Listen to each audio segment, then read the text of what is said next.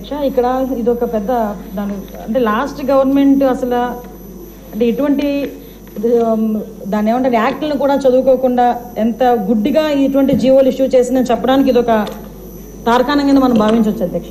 ఎందుకంటే యాక్చువల్గా వీళ్ళని మహిళా లేదా గ్రామ వార్డు మహిళా సంరక్షణ కార్యదర్శుల కింద ఇందాక సభ్యులు చెప్పినట్టుగా జీవో నెంబర్ MS నెంబర్ 129 ప్రకారం 2019లో వీళ్ళు నియమించడం జరిగింది అధ్యక్ష. 2,000 మంది రిక్రూట్మెంట్ చేస్తే అధ్యక్ష దగ్గర 13,815 మంది ఈరోజు కార్యదర్శుల కింద మహిళా సంరక్షణ కార్యదర్శుల కింద పనిచేసే పరిస్థితి ఉంది అధ్యక్ష.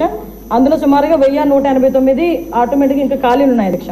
అయితే 13,815 మందికి అధ్యక్ష 2021కి వచ్చేసరికి మళ్ళీ జీవో నెంబర్ 60 ప్రకారం చేసుకుని వాళ్ళని ఒక మహిళా రక్షణ కార్యదర్శుల కింద వార్డు లేక గ్రామ మహిళా రక్షణ కార్యదర్శుల కింద మార్చి వాళ్ళకి ఒక సపరేట్ జాబ్ చార్ట్ ఇచ్చారు అధ్యక్ష.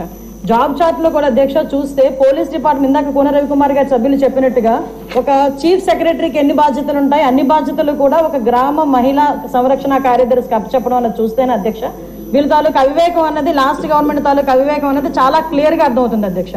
ఎందుకంటే అధ్యక్ష ఈ రోజు మనం ఇక్కడ చూసుకుంటే అధ్యక్ష పోలీస్ డిపార్ట్మెంట్ లో ఒక ఉద్యోగం సాధించాలంటే వాళ్ళు శారీరక దారుఢ్య పరీక్షలు వాళ్ళు నెగ్గాలి, రిటర్న్ టెస్ట్ వాళ్ళ ఎగ్జామ్ పాస్ అవ్వాలి, 9 months ట్రైనింగ్ కఠోరమైన ట్రైనింగ్ ఉంటుంది అధ్యక్ష.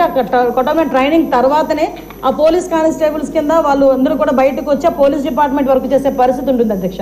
కానీ వీళ్ళని మహిళా రక్షణ కార్యదర్శి కింద ఏర్పాటు చేసిన తర్వాత కేవలం 2 వారాలు వాళ్ళకి ట్రైనింగ్ ఇచ్చి ఒకటేమో ఒక వారం పోలీస్ డిపార్ట్మెంట్ వాళ్ళు ఇంకొక వారం ICDS డిపార్ట్మెంట్ వాళ్ళు ట్రైనింగ్ ఇచ్చి ఓవరాల్ చెప్పాలంటే వీళ్ళు గ్రామాల మీదకి వదిలేశారు అధ్యక్ష. వాళ్ళు పంపించిన తర్వాత కూడా వాళ్ళకి ఇష్టాలు కూడా గ్రహించకుండా పోలీస్ డ్రెస్ కూడా వాళ్ళకి వేయటానికి ఇంచుమించుగా పోలీస్ యూనిఫామ్ కూడా వాళ్ళకి వేయాలి అని చెప్పి వాళ్ళు రిస్ట్రిక్ట్ చేస్తే వాళ్ళు కూడా దానికి భయపడి బాధపడి చాలా మంది కోర్టులకు వెళ్ళిన సందర్భాలు కూడా ఉన్నాయి అధ్యక్ష.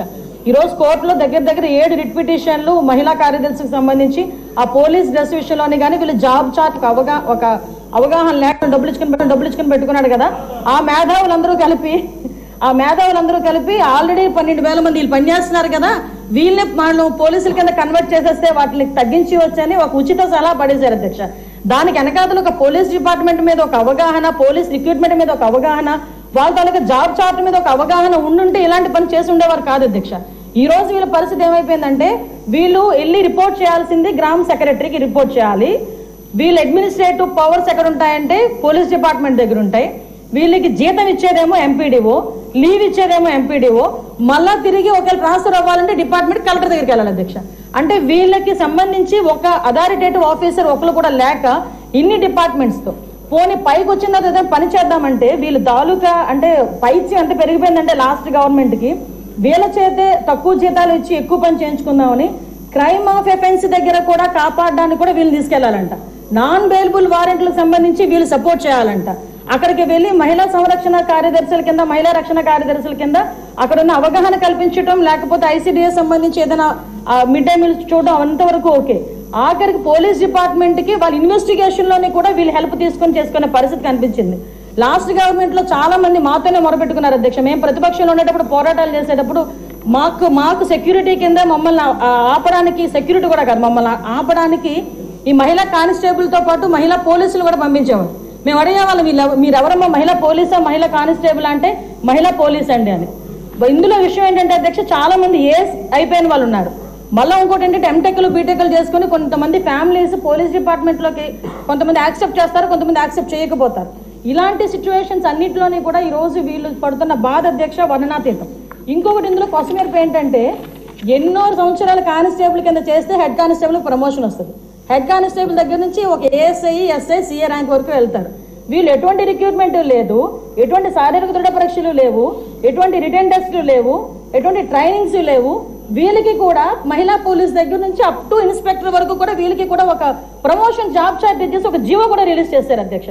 అంటే వీళ్ళు ఎంత అంటే అవగాహన లేదు. అప్పుడు మనందరూ అనుకునే వాళ్ళం తొగ్లక్ పరిపాలన దానికి ఇది ప్రత్యేక సాక్ష్యం కింద మనం ఈ మహిళా రక్షణ కార్యదర్శుల గురించి చూడాలంటే ఇది మనం చెప్పుకోవచ్చు అధ్యక్ష. ఇన్ని రకాలుగా వీళ్ళు చేసిన అధ్యక్ష వీళ్ళకి ఏంటంటే అధ్యక్ష ఎస్కార్ట్ డ్యూటీలు, బందోబస్తు డ్యూటీలు వాళ్ళు అక్కడికి వచ్చి ఏడ్చేవారు అధ్యక్ష. ప్రస్తుతం చాలా మంది మేము వచ్చిన తర్వాత కూడా ఇప్పుడు ఈ విషయంలోనే గౌరవ సభ్యులందరూ కూడా చెప్పడం జరిగింది. వీళ్ళు పోలీస్ డిపార్ట్మెంట్ కి సంబంధించి ఎవరికైనా ఏదైనా జాబ్ చార్ట్ ఇచ్చి సపరేట్ గా వీళ్ళు ఏదైనా మనం చేయాలా అనేది ఆలోచన చేసుకోవడానికి ఒక సుదీర్ఘమైన చర్చ అయితే జరగాలి అధ్యక్ష. మేము చర్చిస్తాం అధ్యక్ష. నా అప్పీల్ ఏంటంటే ఇక్కడ గౌరవ సభ్యులందరూ ఉన్నారు, గౌరవ సభ్యులందరూ కూడా ఈ విషయంలోనే మనందరికీ కూడా అవగాహన ఉంది. ఈ గౌరవ సభ్యులందరూ కూడా ఈ విషయంలో, ఈ మహిళా కార్యదర్శుల విషయంలో మనం ఏం చేస్తే వాళ్ళ సేవలు వినియోగించుకునేటట్టుగా ఉంటుందో గౌరవ సభ్యులు ఎవరైనా లిఖితపూర్వకంగా మాకు సూచనలు సలహాలు ఇచ్చినా దాన్ని బేస్ చేసుకొని అదేవిధంగా మనం డిపార్ట్మెంట్ వాళ్ళతో కూడా చర్చించి దీని మీద నిర్ణయం తీసుకొని యాజ్ ఎర్లీ యాజ్ పాసిబుల్ మహిళా కార్యదర్శులకి వాళ్ళకి ఒక మహిళా సంరక్షణ కార్యదర్శులకి ఒక జాబ్ చార్ట్ ఇస్తామని చెప్పి సభ ద్వారా